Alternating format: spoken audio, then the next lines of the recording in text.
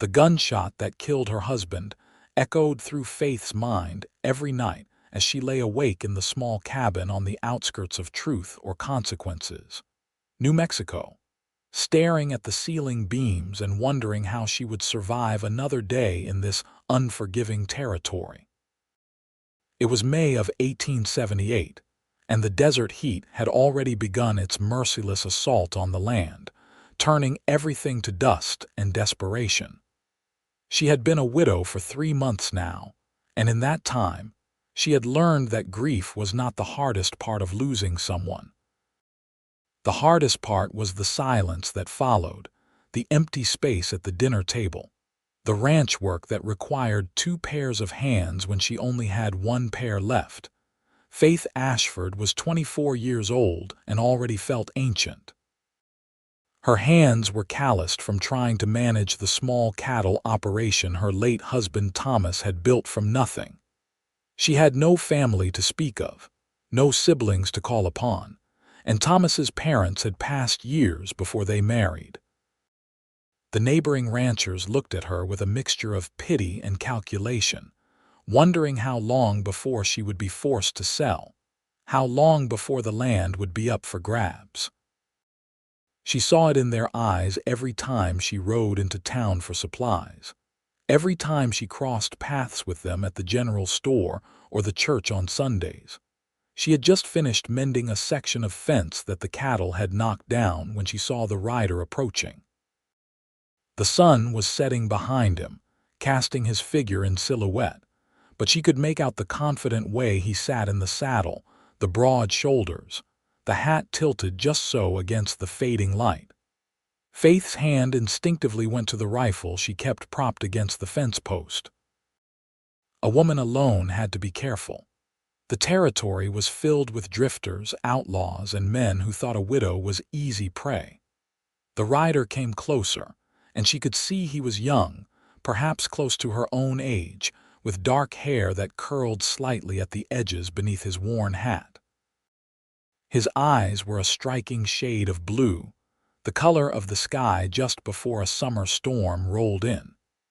He had the weathered look of someone who had spent his entire life outdoors, but there was something gentle in his expression that made her grip on the rifle loosen just slightly. "Madam," he said, tipping his hat as he brought his horse to a stop a respectful distance away. "Name's Isaac Young. I heard in town you might be looking for help with your ranch."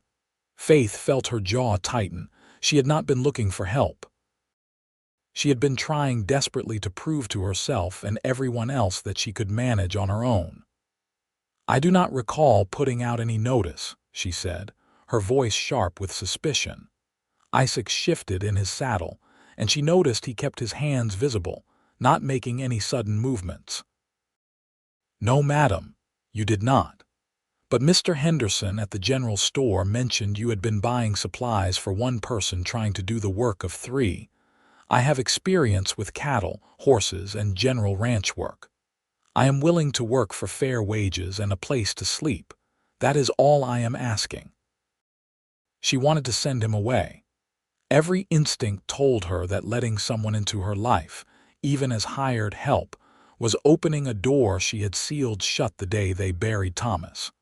But the truth was undeniable. The fence she had just mended had taken her 4 hours when it should have taken 1. 3 of her cattle had wandered off last week, and she had not had time to track them down.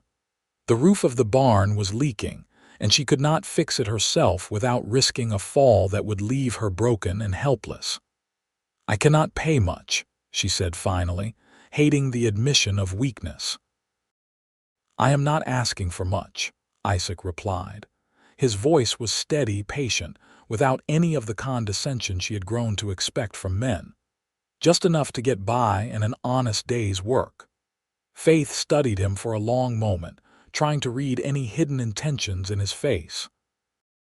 All she saw was earnestness and something else, something that looked almost like loneliness.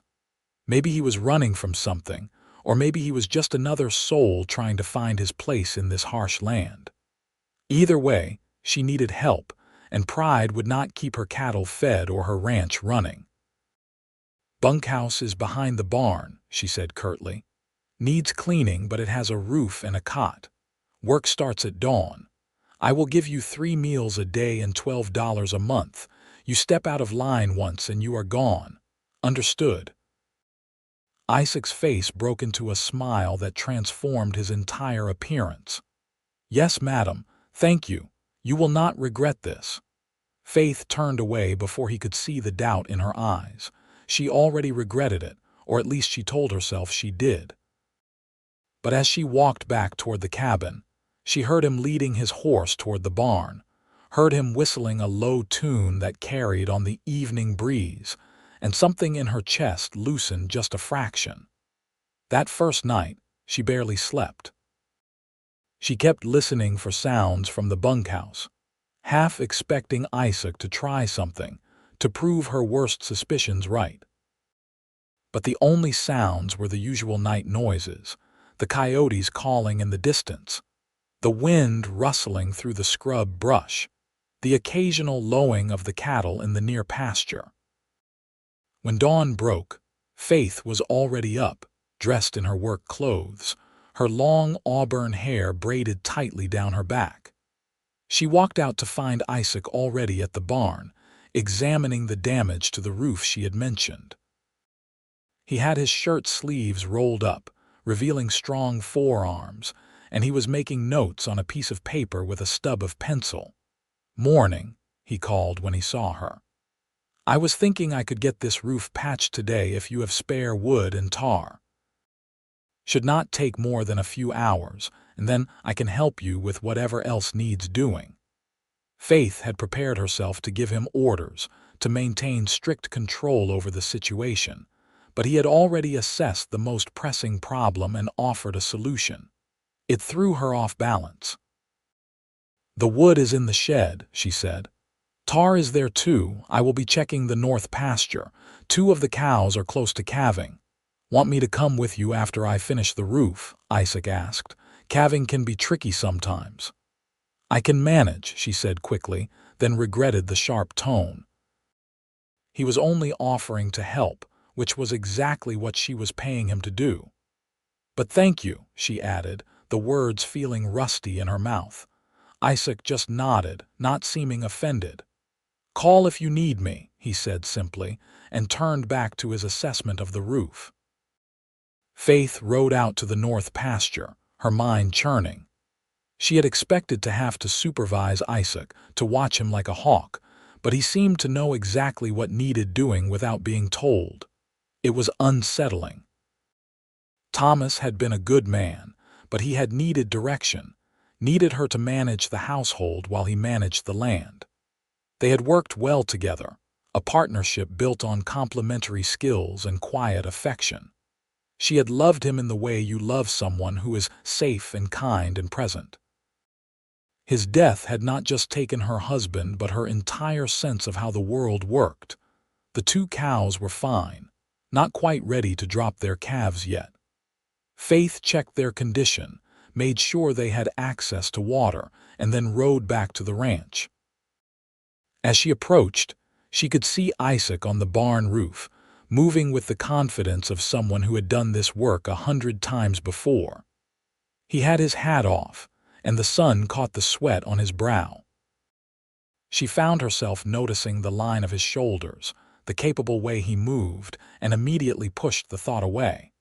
She had no business noticing anything about him except whether he did his job. Over the next few weeks, a routine developed. Isaac proved to be as good as his word. He worked from dawn until dusk, never complaining, never overstepping. He fixed the barn roof, mended all the fences that needed mending, tracked down the lost cattle, and even helped her plant a vegetable garden behind the cabin. Faith maintained her distance, speaking to him only when necessary, taking her meals alone in the cabin while he ate in the bunkhouse. But despite her efforts to keep walls between them, she found herself noticing things. The way he was gentle with the horses, talking to them in a low voice as he worked. The way he always made sure to finish any task completely rather than leaving it half done. The way he would sometimes pause in his work and stare out at the horizon with an expression of deep sadness that she recognized, because she saw it in her own mirror every morning. One evening in early June, a storm rolled in with shocking speed. Faith was in the cabin preparing supper when she heard the first crack of thunder. She went to the window and saw the sky had turned an ominous greenish-black. The wind was picking up, sending dust devils dancing across the yard.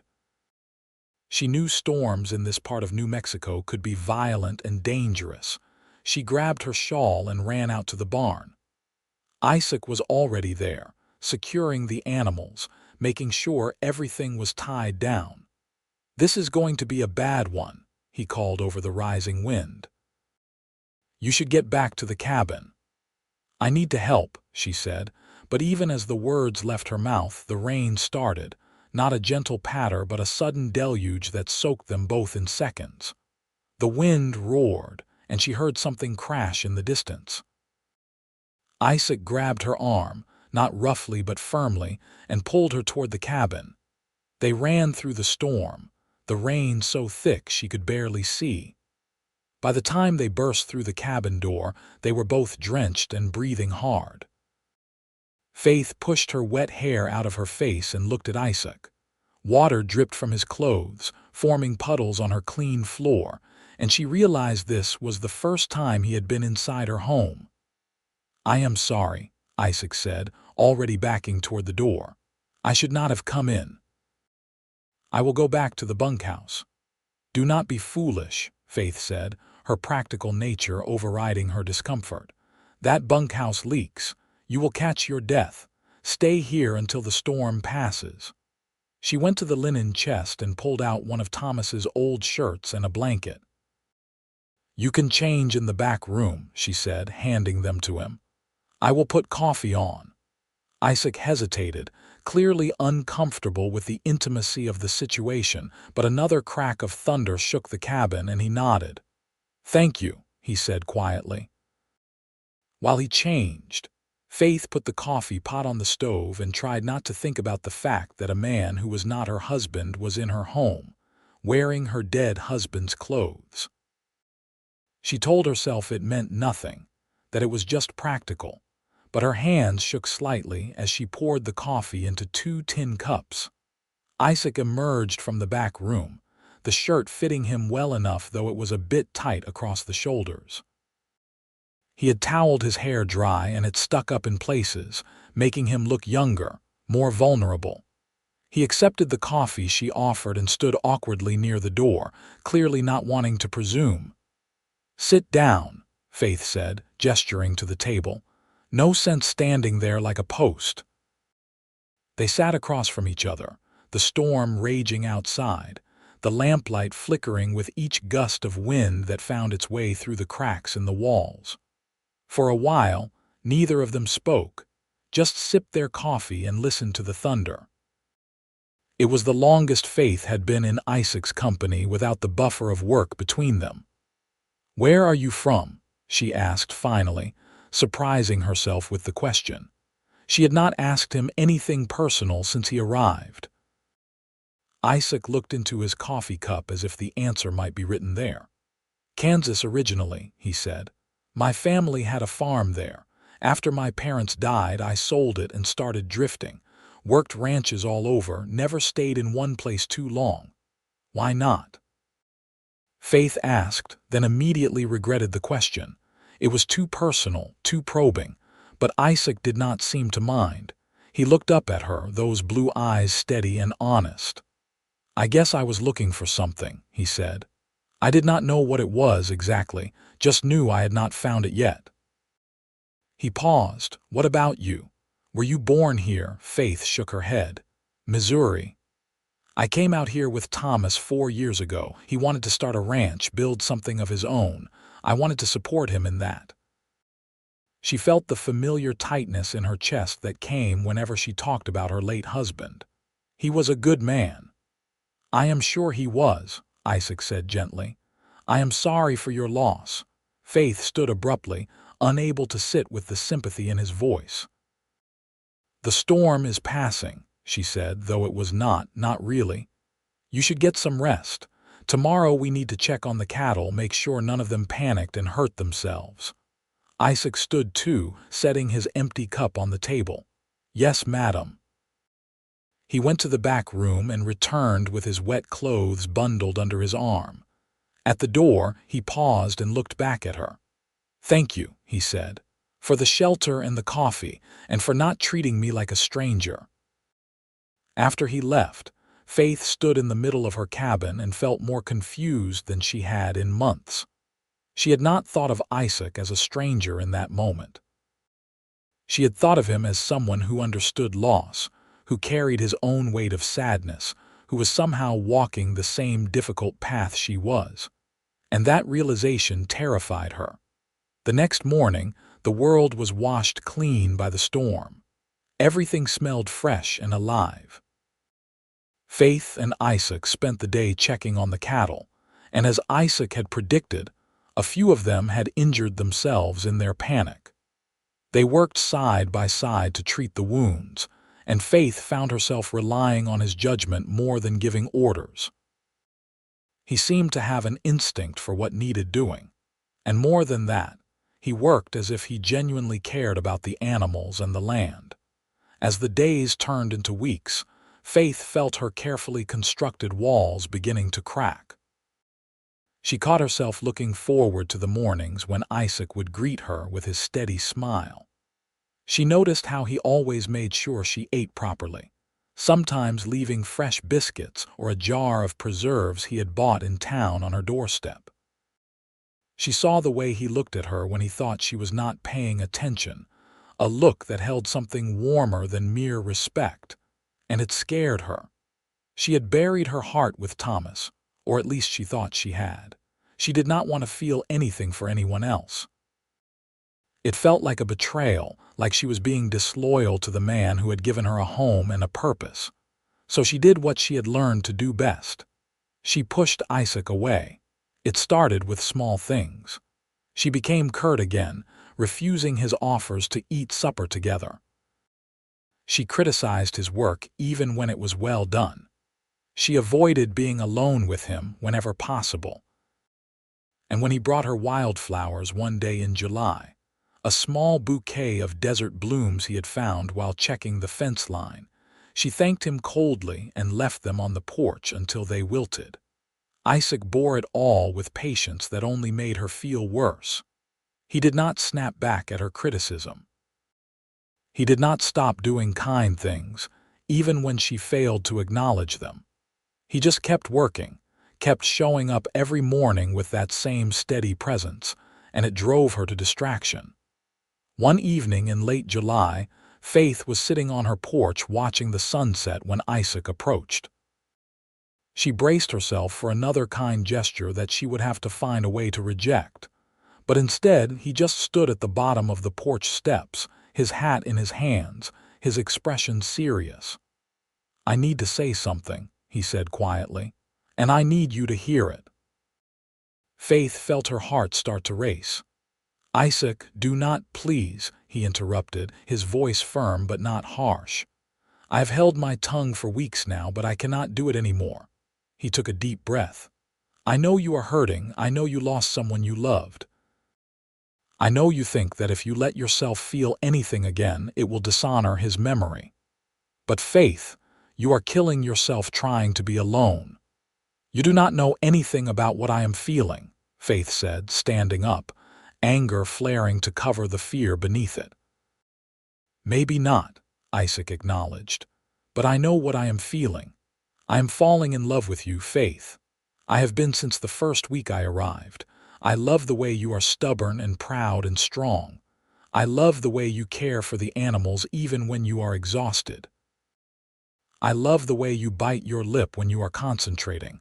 I love all of it, and I cannot pretend I do not." Faith felt like she could not breathe. "You need to leave," she said, her voice shaking. "You need to pack your things and go." "I cannot, I will not, I am not going anywhere," Isaac said, and there was steel in his voice now, a determination that matched her own stubbornness.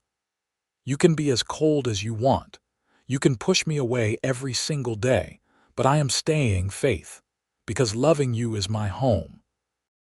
I have been drifting my whole life, looking for a place where I belonged, and I found it. Not in this land, not in this ranch, but in you. So I am staying.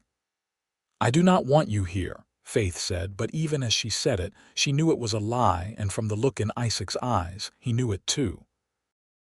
Yes, you do, he said softly. You are just too scared to admit it. He put his hat back on and turned to go. I will be here in the morning like always, and the morning after that, and every morning until you stop being afraid. He walked away, leaving Faith standing on her porch with tears streaming down her face. She wanted to call him back, wanted to tell him he was right, but the words stuck in her throat. Instead, she went inside and cried harder than she had since the day of Thomas's funeral, not just for what she had lost, but for what she was too afraid to reach for. The next morning, Isaac was there, just as he promised, and the morning after that. Faith continued to keep her distance, but the fight had gone out of her resistance. She could not summon the energy to push him away anymore, and he seemed to sense it. He did not press his advantage, did not try to force intimacy. He just worked and smiled and treated her with the same steady kindness he always had. August arrived with temperatures that made the air shimmer and turned the ground to dust. Faith and Isaac were moving the cattle to a pasture with better water when one of the young steers bolted. It happened so fast that Faith barely had time to register it. The steer was running straight toward a wash that was hidden by brush, a deep gully that would break the animal's legs if it tumbled in. Without thinking, she spurred her horse forward, trying to head the steer off. She did not see the rabbit hole until her horse's front leg went into it. The horse stumbled and Faith was thrown from the saddle. She hit the ground hard, the impact knocking the air from her lungs. For a moment, everything went black. When her vision cleared, she was lying on her back staring up at the brutal blue sky, and Isaac was kneeling beside her, his face white with fear. "Faith, do not move," he said, his hands hovering over her as if he was afraid to touch her. "Tell me where it hurts." She tried to take inventory of her body. Her ribs ached and her shoulder throbbed, but nothing felt broken. "I am okay," she managed to gasp. "Just got the wind knocked out of me." "You are not okay," Isaac said, and there was anger in his voice now, anger born of terror. "You could have broken your neck. You could have died. And for what? For a damn steer." His hands were shaking as he carefully helped her sit up. "Do you have any idea what it would do to me if something happened to you?" Faith looked at him, really looked at him, and saw the truth written plainly on his face. He loved her. He truly, deeply loved her with an intensity that made her late husband's affection seem like a pale shadow. And more than that, she realized with a jolt that went deeper than any physical pain. She loved him too. She had been fighting it for months, telling herself it was wrong, that it was too soon, that she did not deserve to be happy again. But sitting there in the dust with Isaac's arms around her and tears tracking through the dirt on his face, she could not deny it anymore. "Isaac," she said, her voice barely above a whisper. He was checking her over for injuries, gentle but thorough. "What is it? Are you hurt somewhere? Should I go get the doctor?" "Isaac, look at me," she said, reaching up to cup his face with her hand. He froze, his eyes meeting hers. "You were right," she said. "I have been afraid. I have been so afraid of feeling anything because when Thomas died, I thought I would die too.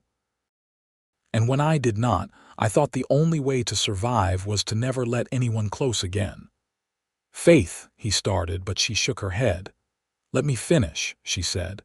"You were also right that I want you here. I have wanted you here for a long time. I just could not admit it, not even to myself. But Isaac, I am so tired of being alone. I am so tired of pretending that I do not feel anything. I am so tired of pushing you away when all I want is to pull you closer. Isaac's eyes were bright with unshed tears. "Are you saying—" "I am saying that I love you," Faith said, and saying the words out loud felt like breaking through the surface of water after being submerged too long. "I love you, and I am sorry I made you wait so long to hear it." Isaac pulled her into his arms, carefully because she was injured, but with a fierce tenderness that made her feel safer than she had in years. "I would have waited forever," he said into her hair. "I would have waited until the sun burned out if that was what you needed." They stayed like that for a long moment, holding each other in the middle of the desert while the cattle grazed nearby and the sun beat down without mercy. When they finally pulled apart, Isaac helped Faith to her feet.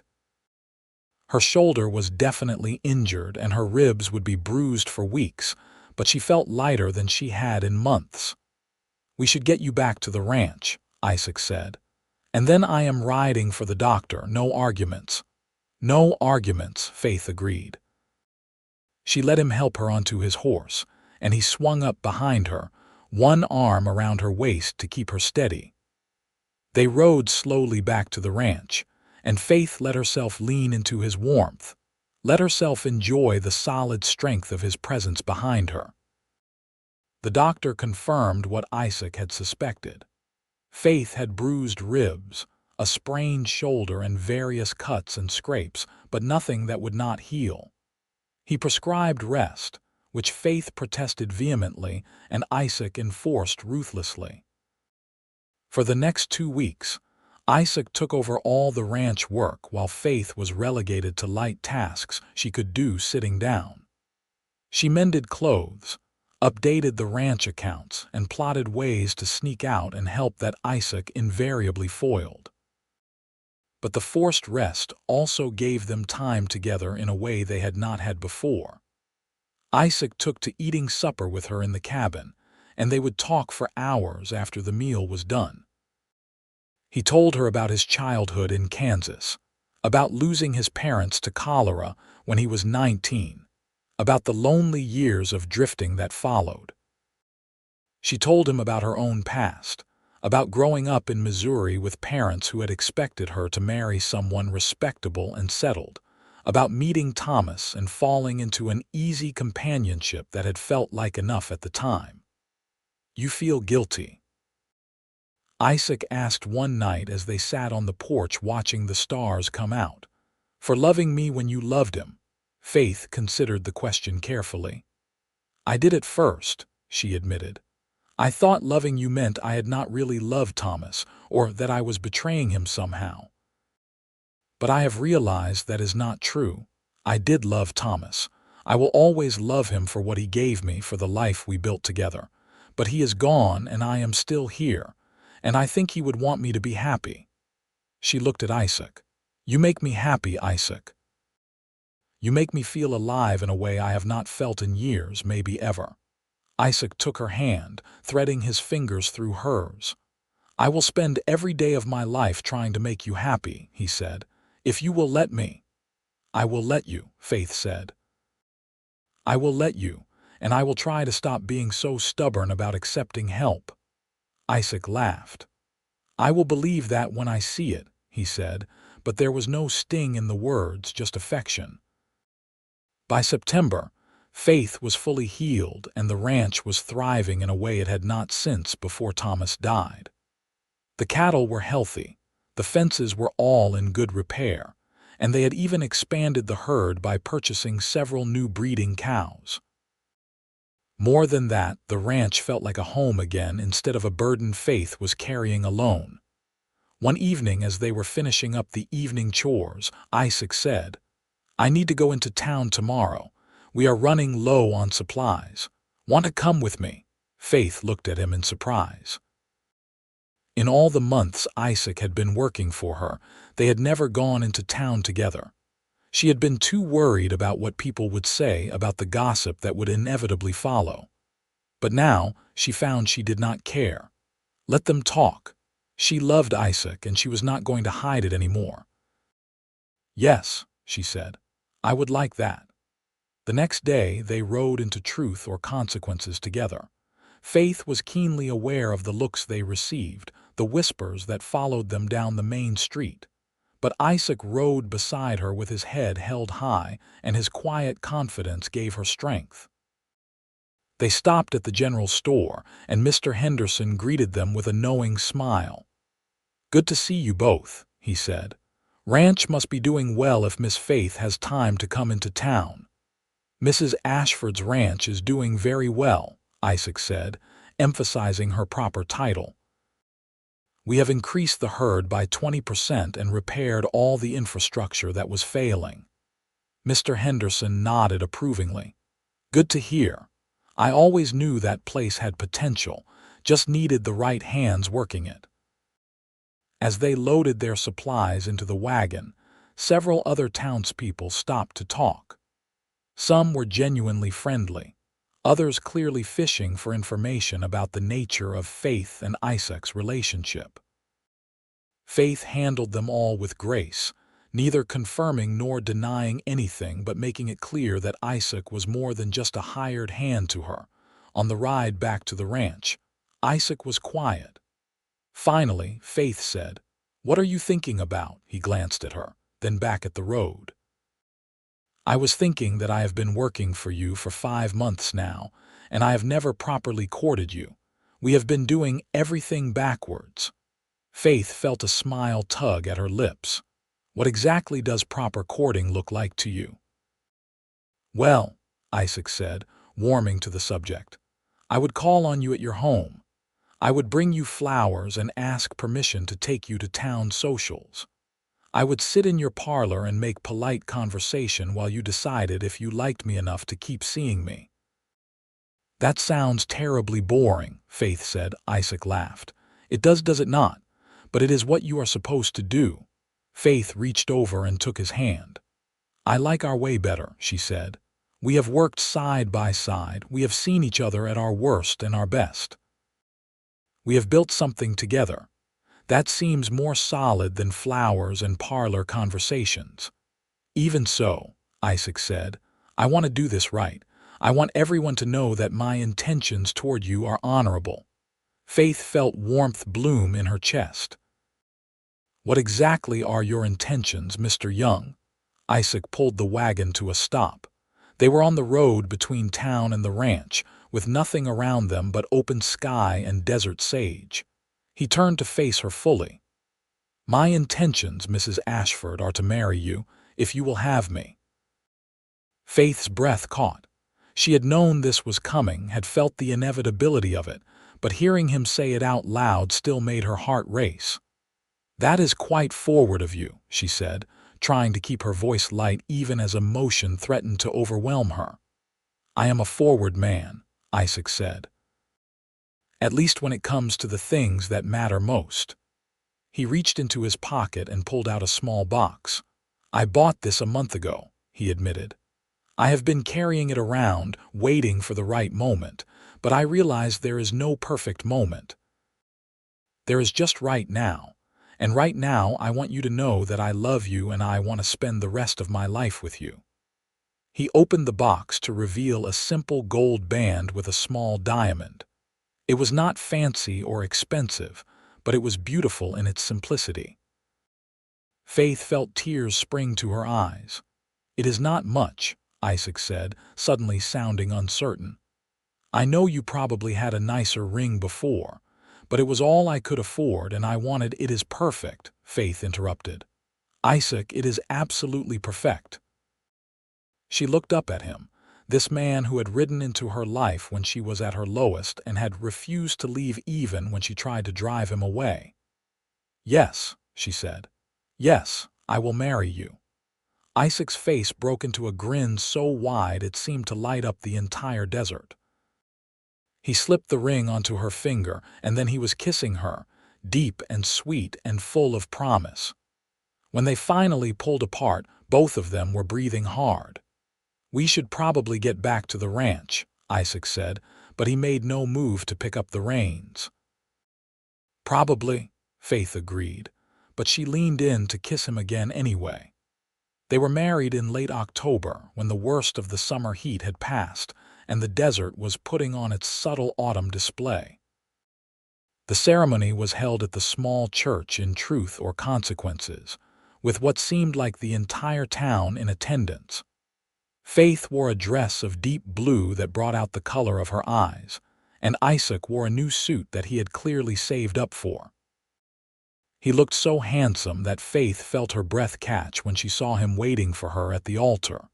The ceremony itself was simple and quick. The Reverend spoke about the sanctity of marriage and the importance of commitment, and then Isaac and Faith exchanged their vows. When Isaac promised to love her in sickness and in health, for better or worse, until death parted them, Faith saw tears in his eyes.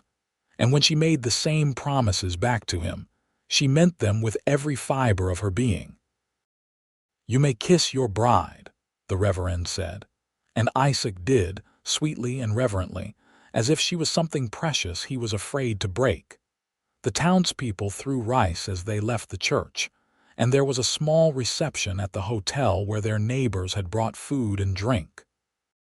Mr. Henderson gave a toast wishing them happiness, and even the ranchers who had been circling like vultures when Faith was alone came to offer their congratulations. Faith saw more than one woman wipe away tears, and she realized that people had been rooting for them, had wanted to see Faith find happiness again. As the sun began to set, Isaac and Faith slipped away from the reception and rode back to the ranch, to the home that was now truly theirs together. Isaac had spent the last week making improvements to the cabin, expanding it slightly to add a proper bedroom and fixing all the little things that had been neglected. Faith had made new curtains and brought in wildflowers to brighten the space. It was not much, but it was theirs.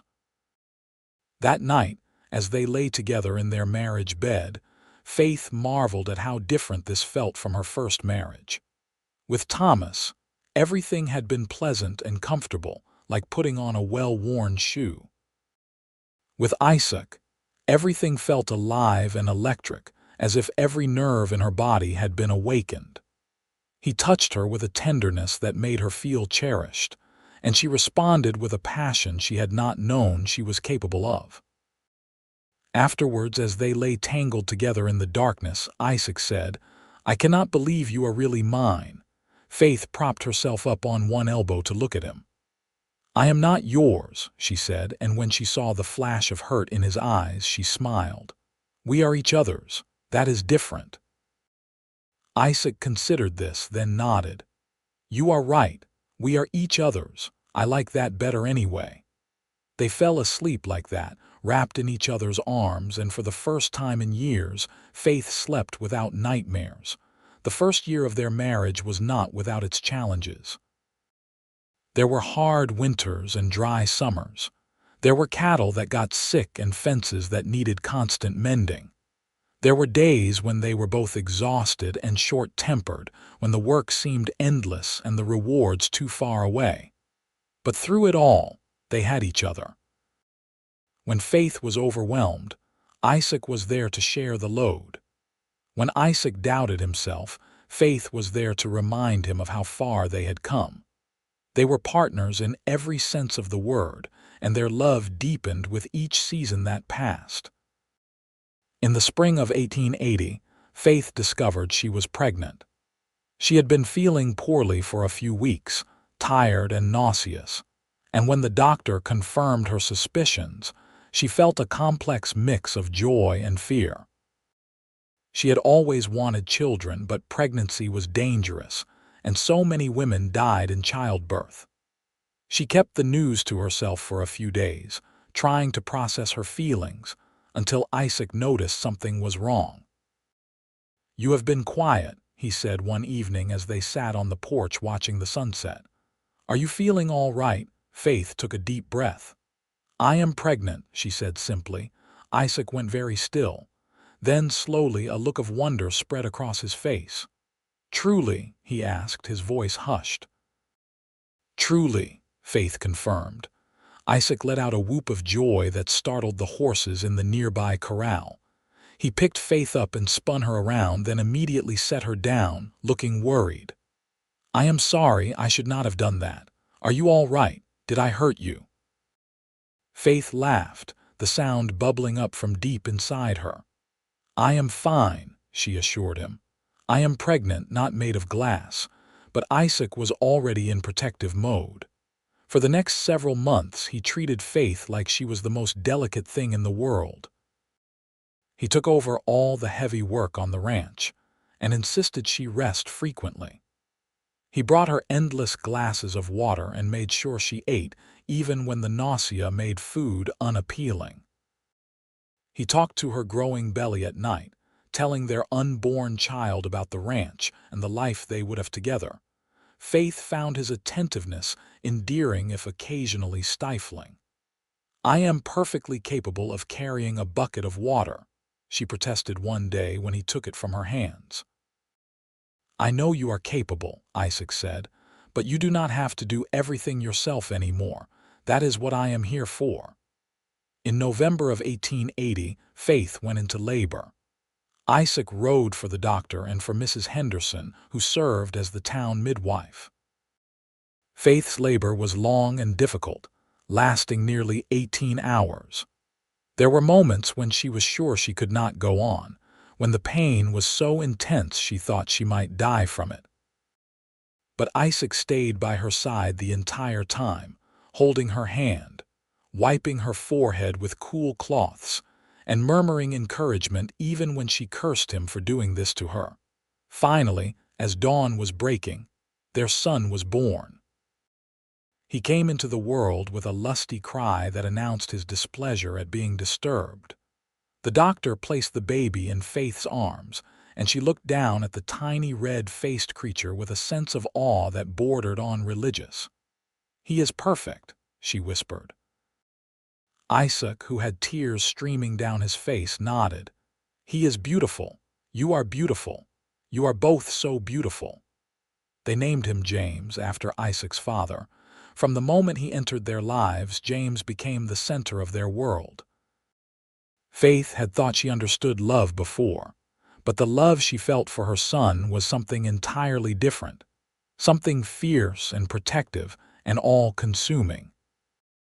And watching Isaac with James, seeing the gentle way he held their tiny son, the way he would walk the floor with him at night when James was fussy, made Faith fall in love with her husband all over again.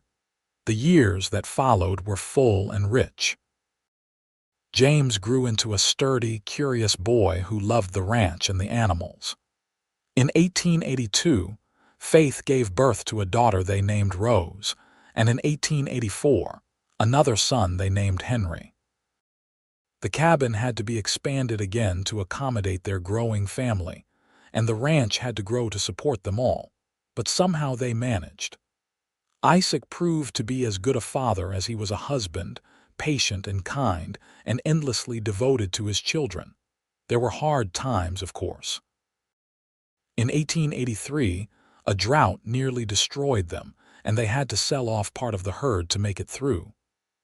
In 1885, James broke his arm falling from a horse, and Faith aged 10 years in the hours before they got him to the doctor. But for every hard time, there were a dozen good ones. There were Christmas mornings with the children's excited squeals. There were summer evenings when the whole family would sit on the porch and watch the stars come out. There were quiet moments in the early morning when Isaac and Faith would steal a few minutes alone before the children woke, and Isaac would pull her close and tell her she was still the most beautiful thing he had ever seen. On their 10th wedding anniversary, Isaac took Faith into town, leaving the children with Mrs. Henderson. He took her to dinner at the hotel, the fanciest meal they had had in years, and then they walked down the main street hand in hand, talking and laughing like they had when they first fell in love. "You ever regret it?" Isaac asked as they stood looking out at the desert in the moonlight. "Marrying me, I mean. Tying yourself to a drifter cowboy with nothing but a good work ethic and a lot of hope. Faith turned to face him, taking both his hands in hers. "I have never regretted a single moment," she said firmly. "You gave me back my life, Isaac. When you rode onto my ranch that day, I was barely surviving. I was just going through the motions, waiting for something to give me a reason to keep fighting. And then there you were, with your ridiculous optimism and your stubborn refusal to give up on me even when I tried to push you away." "You did try very hard to push me away," Isaac agreed with a smile. "I did," Faith acknowledged. "But you told me that loving me was your home, and you meant it. You stayed when anyone else would have left. You loved me when I had forgotten how to love myself. You gave me 3 beautiful children and a life I never thought I could have again. So no, Isaac Young, I do not regret marrying you. It was the best decision I ever made." Isaac pulled her into his arms and kissed her deeply. "I love you," he said when they finally pulled apart. "I will love you until the day I die and beyond." "And I love you," Faith said. "You are my home too, you know. Not the ranch, not the land, but you. Wherever you are, that is where I belong." They stood there for a long time, holding each other under the desert stars. 2 people who had found each other when they needed it most, and had built a life together that was stronger than anything they could have built alone. As the years continued to pass, the ranch prospered. James grew into a capable young man who loved the land as much as his parents did. Rose became a bright, spirited girl who could ride as well as any boy, and had a head for numbers that made her invaluable in managing the ranch accounts. Henry, the youngest, was the dreamer of the family, always asking questions about the world beyond their desert home. In 1895, when Faith was 40 and Isaac was 42, they sat on the porch watching their children work the ranch. James, now 14, was teaching Henry, who was 11, how to rope a calf. Rose, at 13, was mending a saddle with the focused intensity she brought to everything she did. "We did all right, did we not?" Isaac said, his arm around Faith's shoulders. Faith leaned into him, comfortable and content. "We did better than all right," she said. "We built something real here, something that will last."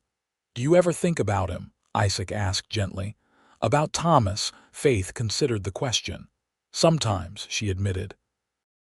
"I think about what he gave me, about the foundation he laid. But Isaac, he has been gone for 17 years now. You have been in my life longer than he was. You are the one who raised these children with me, who built this ranch into what it is. You are my husband, my partner, my love. Thomas will always be a part of my past, but you are my present and my future." Isaac pressed a kiss to the top of her head. "I just want to make sure you have never felt like you settled for second best." Faith pulled back to look at him, cupping his face in her hands. "You listen to me, Isaac Young. You are not second best. You are not a replacement or a substitute. You are the great love of my life. Do you understand? The greatest love of my life." Isaac's eyes were bright with emotion.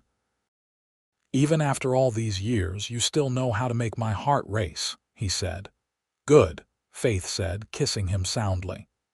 "I plan to keep making it race for many more years to come," and she did. They grew old together on that ranch in truth or consequences, watching their children grow up and have families of their own. James married a rancher's daughter and built his own spread adjacent to theirs. Rose shocked everyone by becoming a teacher and marrying a lawyer from Santa Fe, though she never lost her love for the ranch and visited often. Henry eventually left for the East to attend university, but he always came home for the holidays, bringing stories of the wider world that both fascinated and slightly bewildered his parents. In 1910, on a warm spring evening, Faith and Isaac sat together on the porch of the ranch house that had been expanded and improved over the years, but was still fundamentally the same place where their life together had begun. They were both in their mid-50s now, their hair threaded with silver, their faces lined with the marks of a life lived fully in the sun and wind. "You remember the day you rode up to this place?" Faith asked, watching the sunset paint the desert in shades of gold and crimson. "Every detail," Isaac said. "I remember thinking you were the most beautiful woman I had ever seen, even though you looked like you wanted to shoot me." Faith laughed. "I almost did shoot you. I was so angry at the world, so determined to prove I did not need anyone." "And then you let me stay," Isaac said. "I did," Faith agreed. "Best decision I ever made, letting you stay." She looked at him, this man who had been her rock for over 30 years. "You told me that loving me was your home. Do you remember that?" "Of course I remember," Isaac said. "It is still true. It will always be true." "It is true for me too," Faith said softly. "You are my home, Isaac. You always have been. From the moment you refused to leave when I tried to push you away, you were my home." Isaac took her hand, his thumb rubbing gently over the gold band she had worn for 3 decades. "We have had a good life, have we not?" "The best life," Faith confirmed. "Better than I ever dreamed possible." They sat together as the sun slipped below the horizon and the first stars began to appear. In the distance, they could hear their grandchildren playing, James's 3 children who had come to visit for the week. The sound of their laughter carried on the evening breeze, a promise that what they had built would continue long after they were gone. "I love you, Faith Young," Isaac said, using her married name with the same pride he always had. "And I love you, Isaac Young," Faith replied. "Today, tomorrow, and for all the days we have left." As the years continued their steady march forward, Faith and Isaac remained at the center of a large and loving family. They celebrated births and mourned deaths. They weathered droughts and celebrated good years. And through it all, their love remained constant.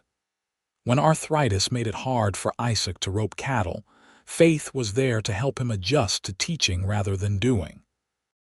When Faith's eyes grew weak and reading became difficult, Isaac read to her every evening, his voice still strong and sure. In 1920, they celebrated their 40th wedding anniversary with all 3 of their children and 9 grandchildren present.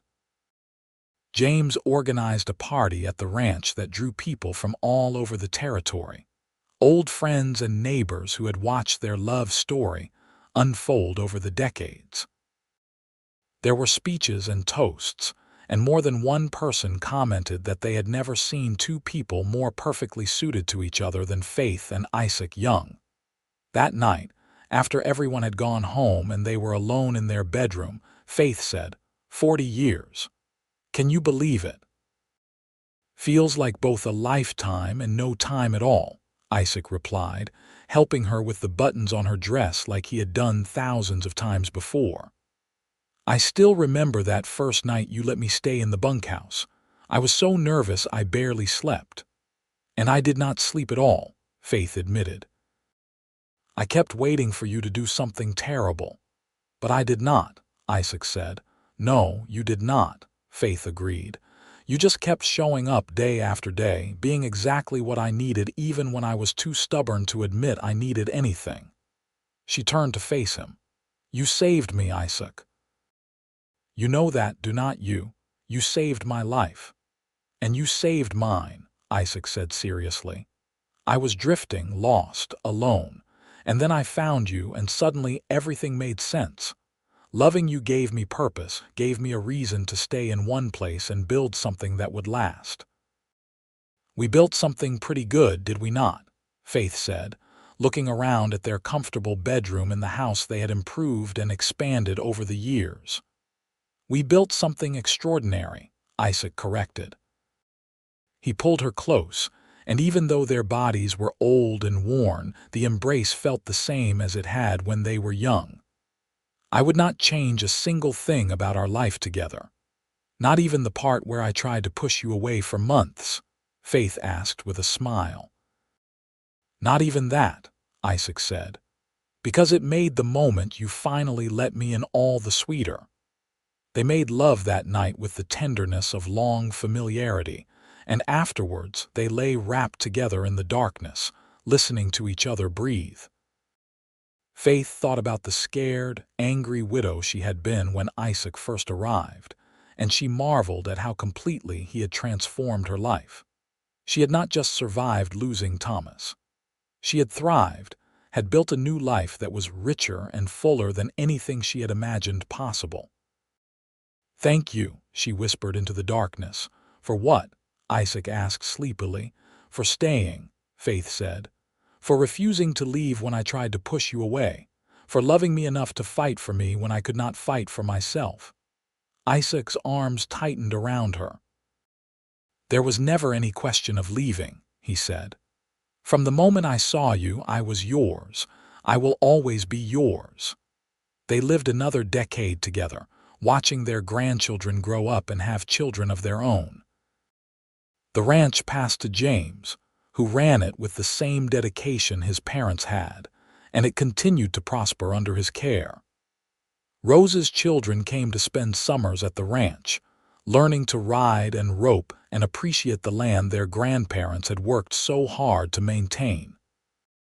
Henry, though he lived in the East, made sure to visit as often as he could, always bringing Faith books and Isaac news of the changing world beyond their desert home. In the spring of 1930, Isaac fell ill. It started as a cough that would not go away and progressed to a fever that left him weak and bedridden. The doctor said it was pneumonia and that at Isaac's age, 77 years old, the outlook was not good. Faith, now 76, refused to leave his side. She sat in a chair next to their bed, holding his hand and telling him stories of their life together. "You remember the day we met?" she asked him one afternoon as he drifted in and out of consciousness. Isaac's eyes fluttered open, and he managed a weak smile. "I could never forget," he said, his voice hoarse. "You looked like you wanted to shoot me." "I did want to shoot you," Faith said, trying to keep her voice light even as fear squeezed her heart. "But I let you stay instead." "Best decision you ever made," Isaac said, echoing words they had said to each other countless times over the years. "Best decision I ever made," Faith agreed, tears slipping down her cheeks. "Isaac, you cannot leave me, do you hear me? You promised you would stay. You said loving me was your home." Isaac squeezed her hand with what little strength he had left. "It is my home," he said. "You are my home. But Faith, my love, I think it is time for me to go." "No," Faith said fiercely. "I will not let you. I cannot lose you." "You will never lose me," Isaac said. "I will always be with you. In this land we work together, in our children and grandchildren, in every sunrise over the desert and every star in the night sky. I will be there, Faith. Always." He closed his eyes, and for a moment Faith thought he was gone. But then he opened them again, and she saw the same love in them that had been there on their wedding day, on the day each of their children was born, on every ordinary day of their extraordinary life together. "I love you," he said. "I have loved you since the moment I saw you, and I will love you beyond death and into whatever comes after." "And I love you," Faith said, leaning down to press her forehead to his. "You are the great love of my life, Isaac Young, the very greatest love." Isaac smiled, and then his eyes closed for the last time. Faith felt the moment his spirit left, felt the hand she was holding go slack. She sat there for a long time, just holding him, unable to quite believe that he was gone. After 50 years together, how could he just be gone? The family gathered for the funeral, all of them grieving the loss of the man who had been the foundation of their family. They buried Isaac on a hill overlooking the ranch, in a spot where he could see the land he had worked for 5 decades. Faith stood at the graveside, supported by her children, and watched as they lowered her husband into the ground. "You stayed," she whispered as they shoveled dirt over the coffin. "You promised you would stay, and you did. For 50 years you stayed with me." In the months after Isaac's death, Faith struggled to find her footing. The ranch no longer felt like home without him there. The bed was too empty, the mornings too quiet without his steady presence. She went through the motions of living, but there was a hollowness inside her that nothing could fill. Her children worried about her, especially James, who saw how his mother was fading. "Mama," he said one day, "you have to keep living. Papa would not want you to give up." "I am not giving up," Faith said. "I am just waiting." "Waiting for what?" James asked, though he thought he knew the answer. "To go home," Faith said simply. She lasted another year, growing weaker with each passing month despite having no specific illness. The doctor said it was simply old age, that her body was wearing out, but her children knew the truth. She was dying of a broken heart, unable to bear being separated from the man she had loved for 50 years. In the spring of 1931, Faith lay in the bed she had shared with Isaac for 5 decades. Her children and grandchildren were gathered around, and she could see the grief in their faces. But she also saw the love, saw the strong family that she and Isaac had built, and she felt at peace. "Tell me about Grandpa," one of her youngest grandchildren asked. Faith smiled, her eyes distant with memory. "Your grandfather was the best man I ever knew," she said. "When I met him, I was so lost, so determined to be alone, but he refused to give up on me. He told me that loving me was his home, and he meant it.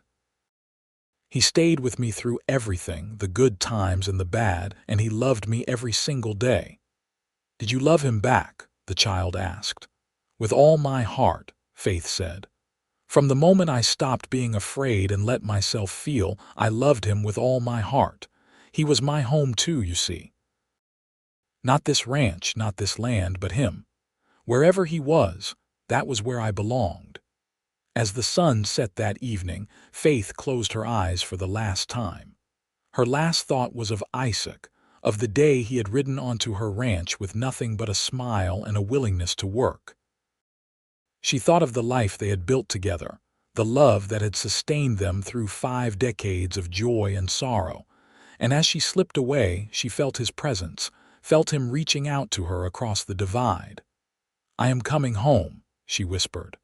"I am finally coming home." They buried Faith next to Isaac on the hill overlooking the ranch.